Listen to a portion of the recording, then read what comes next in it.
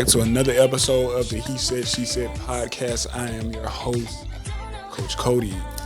I am Nina Marie. Don't play with it, don't play with it, don't play with it. Don't play with it.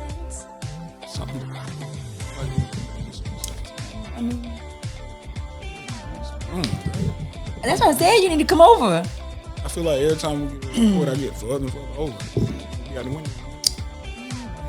And this is Nina Marie. Nina Marie. Don't play with it, don't play with it, don't play with it. Don't play with it. I'm in my little rap mode, you know what I'm saying, y'all? Like, I'm trying to tell y'all, my EP coming out, best rapper alive. She be working on That's it. She working on something for y'all people. Yeah. I'm excited to see what the Lord is doing in her life in the season.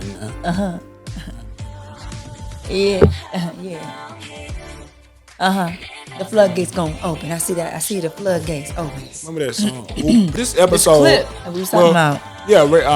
The title of this episode is gonna be called To Love. Yes. I'll let y'all meditate on that for a minute. Quick, I want you to type in the comment section if you feel like you're safe to love. And I mean, like, for real, like, really think about that. For real. We just gonna, as we give you guys a moment to put that in the comment section. What are your? I mean, what are your thoughts about that one? Because you had an example. I'm gonna let you guys watch this clip while I think about it, and you think about it, and Nina think about it. So, we're gonna play this clip. We require so much from the people that we love that we don't sit down and ask ourselves, am I even safe to love? Like, the way that I respond when I'm angry, is it safe for my partner to love me? Is it safe for my partner to be vulnerable with me? Because sometimes when we don't get our way in relationships, the best part of you doesn't come out. And that's the part that has to change. Because sometimes we're asking for things that we haven't learned how to be for ourselves. And this is why we put so much weight on our partners to be that thing, because I haven't mastered it either. So, what do you, I guess the first question is, or the first statement I'm going to make is, do I feel like I'm safe to love? I think I am safe to love.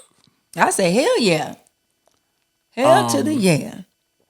But I also believe, no, like, I'm good, bruh. You're swallowing your spit again. I'm good. I had to swallow my spit because I had gum, and it almost swallowed the gum. Okay. You know, so I was like, hey, one of y'all got to go down. One of y'all. Like, Today. But I feel like I definitely feel like I'm safe to love. But I've had experience where the people that, just because you're safe to love doesn't mean that person that is loving you is safe to love. Right. And it's good, and it's like you're kind of, touching on the fact that, like, you might be safe to love, and it's probably, beneficial and wise for you to find someone else that's also, safe to love, because it's really hard to be in a relationship where there's so much of, friction or unbalanced, or, it's one person is trying to love somebody and then the other person is just, not receiving, not willing to be open, and they're not ready, honestly, and that's a tough one for me because I was raised in church. And so, and the way that I was raised is that, you don't give up on people, and, one day maybe you can, love them, heal them. Your love can heal them or whatever, but I think what God has taught me in my journey with people is that you're going to win some, you're going to lose some. And I think especially in this season is that it's important that I feel my close community with people who choose me back, people who are safe to love, who I'm safe to love, or they're safe to love, and that's what I need, and it's okay. Like, you don't have to always be the strong person in your relationship. You don't always have to be the one that's holding all the emotional burdens of the relationship. Like that you don't always have to be that person doing that for every relationship. And it's really not fair. You like, how are you going to pour from a cup that's not full? Like this one girl or this one lady was like, my cup runneth over. And she said, whatever runneth over, that's what you get. But my cup always stays full. And I was like, oh, wow, that is something that I never really gave myself permission to have, is that, Nina, you don't have to be all the way depleted to pour. You know what I'm saying? Like, you have the right and you can set up boundaries to where, like, hey, my cup ain't full, so you ain't getting what you know what I'm saying? Or at least make sure there's still enough left for yourself. You know, like, even if I'm gonna pour, then make sure I have something. I leave room for me to have something. Like, don't allow yourself to be completely empty from anything. You know, I might have a half glass, but at least I can pour some with Nina. You know, and I still got something left. You know what I mean? Because I think that's where the issue happens. We're so used to pouring out love for those just keep we pouring love, and pouring and pouring. and pouring, and then but I do who's pouring into you? But I do believe that God can take what you don't have, and He can, because I've still been a blessing when I felt depleted. I still was a blessing when I didn't really have anything to give. Like somehow, like I remember moments where, like maybe days before, I just felt exhausted. I'm like, I don't have it. I just don't, you know. And then the day that, you know, God used me to give, I was like, I didn't even have it, but I got it. Whatever I had, whatever He gave me just there, it was enough for that person.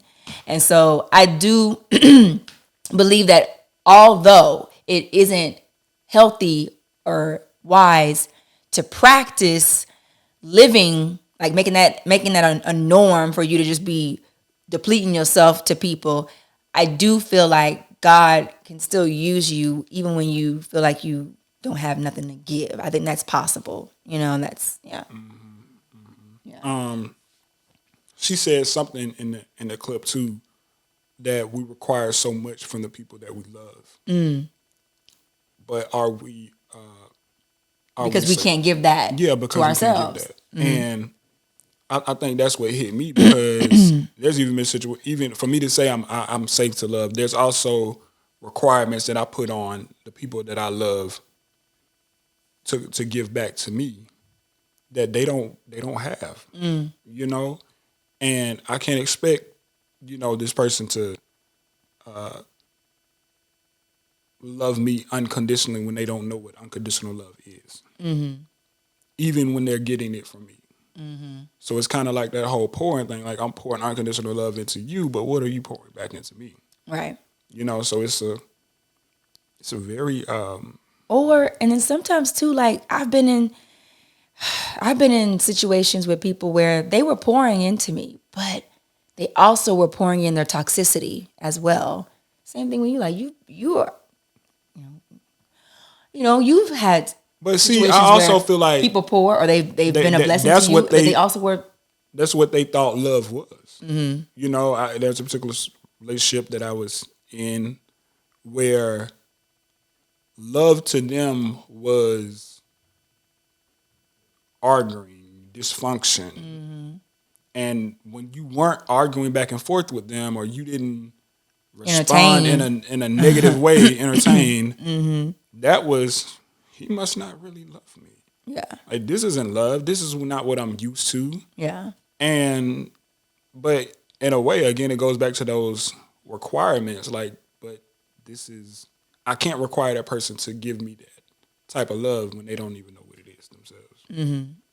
Yeah. So, I had an ex-best friend who she gave to me, and I always would take the things that she gave as currency for why I should stay, you know, in the relationship with her. Like, oh, okay, it's worth it because, okay, she's doing this or she's done this. But I was still abandoning my needs and still, you know, abandoning my self-worth by staying in a friendship that was also pouring in a lot of gasoline and throwing the fire on it, as you know what I'm saying. And not to say that like I was just perfect in that relationship either. I was immature and young too.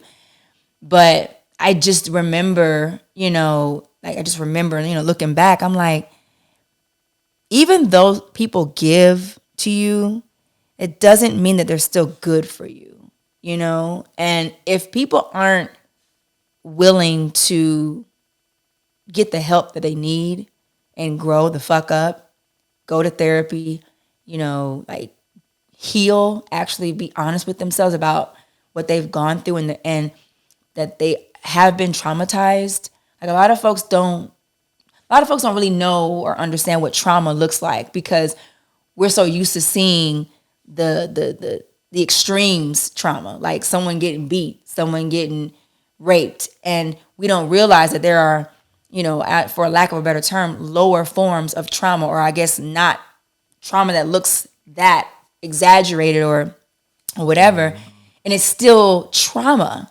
And so we downplay our trauma because, oh, well, I didn't have that, so I must not be traumatized. I'm good. Or we'll say, oh, well, I'm a high functioning individual and I'm still living my life. I'm still doing it. So I must be okay. And it's like, maybe you have pushed some of that trauma down and, at some point, some of that shit's going to start festering. You can't run from it for the rest of your life. You think you can, but you can't run from it. Some relationships are going to put a mirror to you and show you that, hey, you still got some of this shit right here. Right. So you need to work on yourself because it's frustrating to be in a, relationship, whether it's platonic or romantic, and the person is good, they're a good person, but they're toxic as fuck too, and then they're stubborn and not wanting to get help or grow, like you said, like they want to stay in this dysfunction because that's all that they know. And then here you come trying to show them a better way, and they're like, and it's crazy. I think they become what's the word I'm looking for? They become married to their trauma. Yes. And it's almost like they don't know what it. Even if they want to get out, they're afraid because it's like this is what I'm used to. Like I'm used to being able to lash out. I'm used to being able to block you and cuss you out and you just come back. Mm-hmm. And for me, bro, look, I don't think I've ever tolerated that kind of stuff. I think I kind of. Let me not say I don't tolerate it. I've tolerated it, but it's always been a limit to it. Like you got maybe one more time to do that, and it's not gonna end well. And a lot of times I don't know if this is a good thing or a bad thing. A lot of times I'm the type of person that I'll back off. I'm gonna slowly back away from this situation versus sitting down and having a conversation and say, hey, bae, hey, friend, hey, brother, hey, mother, like, this ain't healthy. Mm-hmm. Do you think that that's something that you need to work on? I think I definitely need to work on that because I think me as an individual, I'm so used to like packing up. Because you better not do that shit to me. That'll cut you out. Right. I mean, I can't do that with her because I feel like if I were to pack up, this nigga would be at my house. Hey, nigga. I brought my stuff too, listeners. I got Where you going? I got my trauma bags too. Like, look, I got my trauma. I got my trauma and left for a reason. Shit. And then this nigga packing up my trauma, bringing it right to my house. No. You ain't gonna leave me in my trauma down there. No. But I definitely think I've gotten to a place where I'm realizing that some situations and certain relationships require you having to deal with them head on versus just saying, I can't do this. No. And I've always been the type of person, I've been a runner. I'm a track star.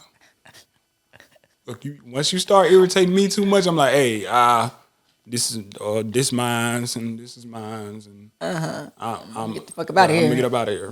You know, a lot of times I prefer for that person to leave me, so we all just be good.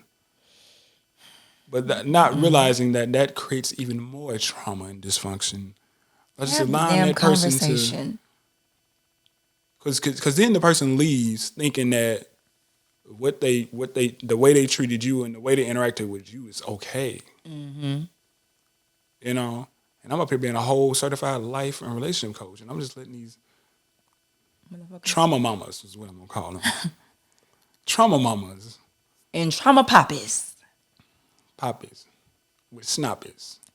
Hey, On the top is. Yeah. Ooh, I spit one hot bar right there, cuz. There is a hot bar. Spit hot fire. Fire. Dylan, Coach Cody Dylan, rapping Dylan. on the tire. Dylan. Okay. Like, I don't know why I can't say that word.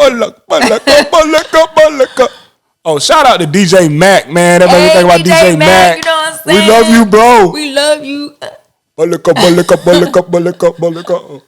What did he say? Did he say Brooklyn? He from Brooklyn or something like New York in the building? Balaka. DJ Mac. Y'all, I'm putting DJ Mac stuff in the man. Y'all, if y'all need a DJ, hit up my boy DJ Mac. That's that nigga Nickety right there. Mac, smack tack on a quick crack. Just call me a Mac. Cause he got it like that. Hey. DJ Mac. Oh, that need to be an intro, bro. You need to Return hit me the up, bro. Mac alert. It's DJ Oh, Mac. Lord. Oh my God. Here I am. Signed, sealed, delivered. I'm yours. Change the whole song. I don't know. I mean, that's just what I thought. But so we was talking about. See, where we be getting distracted. Distracted. We need bitch. a producer to be like, hey, y'all, come on back. Really back in. But no, I was gonna ask you, because the realistic thing about relationships that people are gonna come with their trauma. Period. You can't avoid that. And so, what for you do you think, is an acceptable, Acceptable trauma? acceptable in regards to like what someone is willing to work through with someone, because like you said, you have people who they're good, but they're not trying to change and grow, like their flaws are not that they have, whether they see them or they don't see them, they're not trying to grow. They're not trying to do anything about it. They're comfortable, but then what about, where's the balance or, of trying to because everybody got trauma. Everybody, yes. I think that all depends on the two individuals. Mm-hmm. I agree. And what your trauma level is going to want to be. My trauma level might be different from yours. Mm-hmm. Their trauma level might be different from ours. But also, something that I'm learning in this season too is knowing when to draw boundaries or create a boundary with an individual. Like, GERD. That's my GERD, y'all. Getting to you. My GERD. I caught the GERD from this nigga. I did not know GERD was contagious. Oh, Lord. Airborne. But I think I've learned to start to create boundaries. Like I'm just in a season where you're not gonna be feeding negativity into my life and in my spirit. Yeah, you be out. I just ain't gonna do it this season. So I don't care how good I love you and how much I like you and how much I love to look at you and spend time with you. Look at you. Your pretty eyes, your beautiful light body, Pretty little girl. your pretty hair, all of that stuff. I'm not gonna do it. I think for me, I always said to myself, when it comes to like dating now, that I'm a little bit more aware. That's a good word. Yeah. Being aware. Yeah. Now that I'm a little bit more aware, I'm not looking for perfect, but I am looking for someone that is humble and that is ambitious to grow, because I'm ambitious to grow. I think that when you have two people, and this, like I said, this is just my requirements. If you're not ambitious to grow, don't come over here, because you're not gonna like it when I hold a mirror to you, and you're not gonna like it when I hold you accountable. You're gonna think that I'm attacking you or whatever. Oh my God, you know, that's the word. That's the word they use. Why are you attacking me?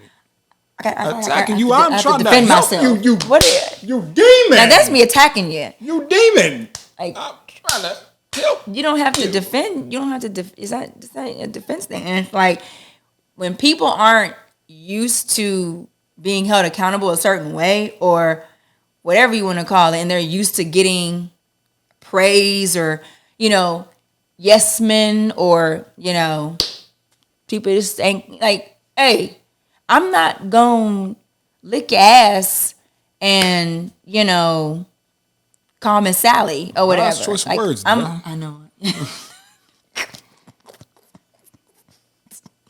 I didn't want to stop talking, but I was like, let me just keep rolling. So you just came up with that one, huh? I'm not gonna lick your ass. I mean, I don't know, kiss your ass, but I'm just not gonna lick it though. But Anyway. sound like my grandma. She be saying that. I ain't lick you. You bring it in. I ain't gonna lick your ass. What, grandma? I don't want you to do that. Well, what I'm trying to say, okay, is that you can't be a pillowcase. You can't be a soft ass pillowcase, man. Like, you're gonna have to be someone that, and I love the fact that, like, my little small little tulips, my little community, my peoples. You know what I'm saying? Peace out. Okay. They're gonna be the thumbnail. Right. But yeah, like, they want to grow. Like, they're not opposed to being held accountable. They respect, who I am. They honor, my constructive criticism that I give them, and then we respectfully disagree. Like, if they don't agree, we just don't agree. You know what I'm saying? But they understand that growth is necessary in a healthy relationship, and I think that's for me. Like, if you're somebody that you're coming into my life or whatever, and you're not willing to change certain things that are toxic for me, you got to get the fuck up out of here. Okay, I know everybody has their trauma and they're working through their shit, but if it's something that is like directly affecting me and my mental health in a way that is just not conducive for me to live my best life and live a soft life, you gotta go. Get. Okay? You got to get cut. You're clamped. You're gone. Get on out of here. Okay? See you later. Hasta la vista. I was trying to rhyme, and it just, yeah, he got me there. Yeah. Because nothing rhymes with hasta la vista. Hasta la vista. Baby. Who you want to meet? But you were talking about okay. Being accountable, holding the person accountable. Yeah. I think that is one of the most uncomfortable places to be. Not just for yourself, but also for your partner or your friend, to kind of hold them accountable, but also hold yourself accountable for being a friend to them. Yeah. I just had a situation that occurred where somebody was like, you got to tell that person the truth, about they might not be able to get along with, they might not be able to get along with. And I've always been the type of person like, look, man, I ain't got to tell you nothing. Like, you got a problem. People don't get along with you. You know this. You told me that you don't get along with a lot of people. But then another thing too, they also have to be able to like respect how some folks, you do a lot for them and they know that you do a lot for them, but they'll respect somebody else's word over yours. That's true. And that's what I was just going to say. It'll be harder for them to receive it from me versus somebody else. And that's wise though. Like, if you decide, like, I think that there's nothing wrong with that. If you know that you have tried, to impart in someone, at some point you need to wean it on back and realize and accept that, hey, yeah, you're not gonna, receive it from me. So I'll let you live your life, and you'll receive it from who you need to receive it from. Right. And by the but at least try. Give it a try. I'm gonna be honest with y'all. I ain't tried. Cause I'm a little bit stubborn when it comes to those things. I'm like, look, you ain't my problem. But I don't think I've ever tried in this aspect of like just telling them, hey, like you might have a problem. Yeah. And I think for me, it's almost like because I am the closest one to them. I think people are looking for me to be accountable. I'm about to say accountable. Accountable. Oh my God. Don't y'all be catching the spirit. Catch the spirit in the comment section. But I think people are looking for me to be the one to be the accountable one and say, hey, this and this. Right. And again, like I said, I'm just the problem I have is I told y'all before, I'm a runner. I would much rather say, hey, you got to get the fuck out of here. Get somebody else to do it. Go. Get somebody else to do it. Get somebody else to do it. Because I'm like, look, it ain't worth it. But this made me think, like, what is your level of accountability? Because if you being accountable to that individual, having that conversation, what if it jeopardizes the friendship? Is it worth it? Yes, it is. I think that I saw this. They might not receive it well, and then they don't want to be around you no more. I saw this quote, and it says that any conversation that you have with someone where it ends, and when I say any conversation, I'm talking about like, these types of conversations. If you can't have hard conversations with those that say that they love you and that you love them, and then they choose to leave, the relationship wasn't strong to begin with. And so, that has been tried and true for my life. Anytime I've had a relationship that I was unsure about the fragility of it or even the durability of it, have a hard conversation, have an argument, have it, and then see what happens. Sometimes it only takes one hard conversation for them to dip. Yeah. Sometimes it takes several conversations. But I do know one thing.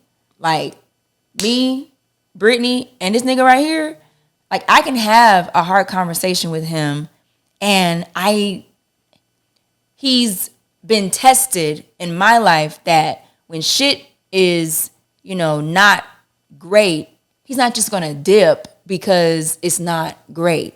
And it's like, I do think that in those types of relationships, I think something will occur within y'all's friendship where you'll see that they choose you over and over and over and over again. You'll see them choose you, and then they'll say it. There's just something happens. You know what I'm saying? I can't, pinpoint what happened between me and him or my friend Brittany, but like I just know that like there are things are in me. The great thing that I love about her is that she doesn't just do this with me. She tries to do this with all the people that she loves. Same thing with Dakota. Don't die now. Same thing with Dakota. Like he hasn't just been loyal and long suffering with me. He's done it with most of his relationships and his friendships. So it's like you'll see the fruit, in that person's life. You know what I'm saying? Right. And then they have to also, show it to you as well. So right. There was a couple things that you touched on in that little Nina nugget that you dropped. I was like, all right, wake me up when you're done. Shut up. Wake me up when you're done. I am long-winded. Right. Sound like I was gonna say a name, but I'm not gonna do it. I'm just not gonna do it. Got corns on my feet from your long-winded ass. What was the points? Golly. I'll explain after the recording. Oh, so you don't? I thought you said there was a couple things that I touched on. Yeah, I am. Oh, okay. You touched on. See, I'm getting old. Sidetrack. I get sidetracked very easily, and then The now I mind don't just even goes. know. I don't know. I just don't even remember now. Now I'm doing that little. Now I'm doing that the emoji. The one with the little hand. Yeah. I hope y'all get that.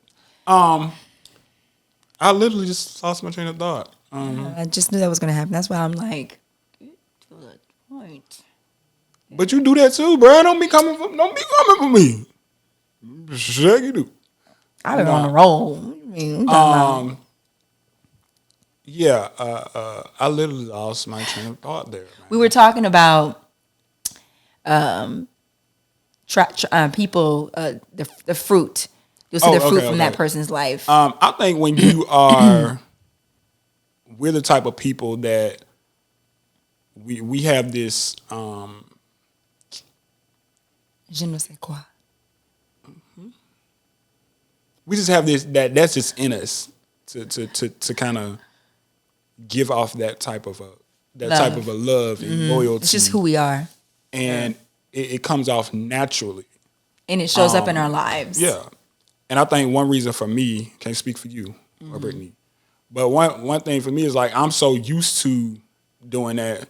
So when somebody doesn't receive it, I'm like, well, I know I'm loyal. I know what I did for you is and how I stood here and rocked with you was 100% me. How did you keep that confidence? Because even in your experiences, that can wear at your confidence.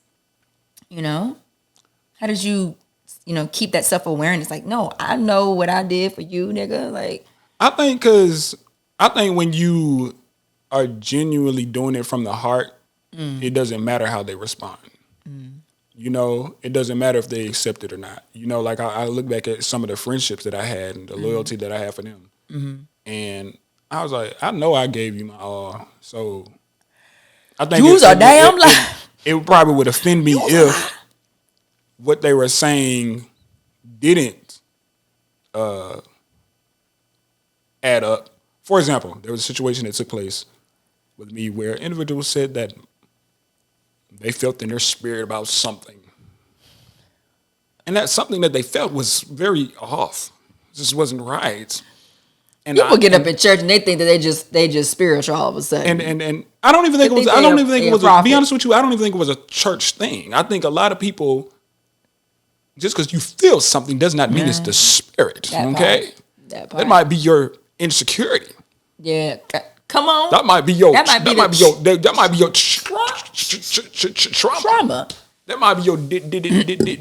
dysfunction. That might be your daddy issue. That might be your mama. Nah, I'm stopping. That's what it might be. Yeah. I'm not saying what it is because I didn't feel in my spirit that it was either one of them. Okay. But I got offended by that. You know. I'm gonna just say this. I be getting offended when people say they feel something in their spirit and it's not right. Like I had somebody tell me in their spirit, I feel in my spirit that such and such is your wife. And I was like, I don't feel it. And I was offended by that. Like the whole service. I was like, bruh. No. You know? Now if something does resonate with my spirit, then I'll be like, you know what? Man of God, woman of God. You are so right. Right. But I'm tying that back into the fact that... It happened to me today, too. Oh, yeah? Yeah. I just hate, like, don't tell me who my husband is. And most times people be doing that. We put this spirit of fear on women or men in the church to get married. Oh, you need to get married. Yeah, okay, I don't need to get married. But I'm not going to get married just because I need to get married because I'm Christian. You know, you got a lot of people who do that and then they end up divorced. And so I don't think that this is why you need to know yourself. And you know damn well you like curvy booties, or you like, woman with you like what you like. You like what you like. And this person I'm here talking about, yeah, I feel my. I mean, hey, don't you never know what God will do. And then they'll put those words together. I'm just like, hey, I'm 34 years old. I'm a grown ass woman.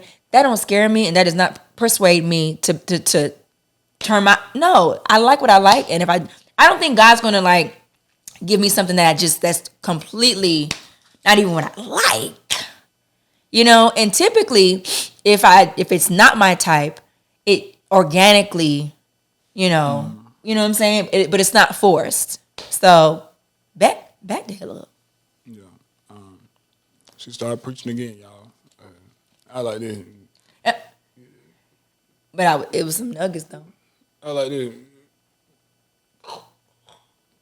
Nah, but seriously, back to what you were saying. Like, if I think my confidence came from just knowing. That boy. I'm sorry. I just gotta give. Look at this boy, fresh. Oh yeah, y'all. I got a haircut, y'all. Man, I cut the locks off. You feel me, bro? Like, good also. He like, I love it. Shout out to my barber. I'm gonna put you down in the comment section so they can comment to you. My bye. But confidence. Mm-hmm. Yeah, back to the confidence thing. This confidence right here. This gave me confidence. You get a fresh haircut, boy, you be like, bye. You got nothing, man. Talk to me. Be the ugliest nigga in the neighborhood. Talk to me. What you mean? Be the ugliest nigga in the neighborhood. But he got a fresh haircut. Now he gonna take my girl. Okay. Bruh. Go back down the street with that. Okay. Stay on your side of the neighborhood. Silly. Yeah, out of here. Bruh, get out of here. No man boobs. Because you got a haircut. Now you're gonna take my girl. Okay, buddy. Alrighty then. Man boobs. All right then. No offense to anybody out there who has man boobs. I've dated a couple of men who have man boobs. I'm okay with man boobs. Okay, as long as you got a little meat on you, you can't be, so you can't be skinny and have man boobs. That you look like me. You know what I'm saying? Hell. Woo. That whole thing. That'll do it. That went left really quick. All right. Come on back over here. Okay, confidence. Yeah, back to confidence. I think I gained my confidence because I knew. I just knew genuinely who I was. And when you know who you are, nobody can take that away. You know how you love people. You know that you are safe to love. You think that your grace in that confidence, because you got some people who will go through what you go through, and it'll wear them down. Yeah, I think there's a lot of people out here with grace for different people. There's certain people that I'm cool with and friends with, and I'm like, I had to deal with what you deal with.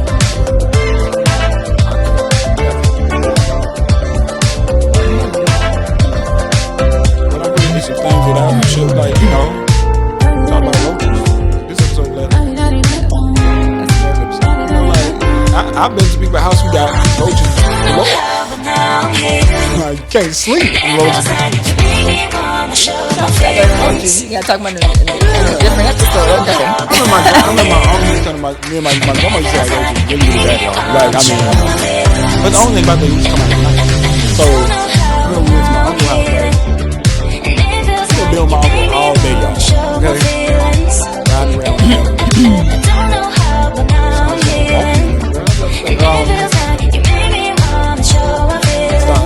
I ain't got no dick no more, so I don't know what it was. That just. I know only thing I'm. I've been here since 5 o'clock, and I didn't know if anybody was here. So when I started that walking, I felt like there was a spirit here somewhere.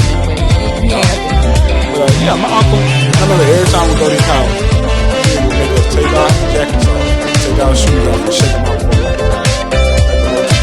Like, bro, you a roach. That be happening though. But a roach just done chill with us all day. That be, I'm trying to tell you, He gonna hop off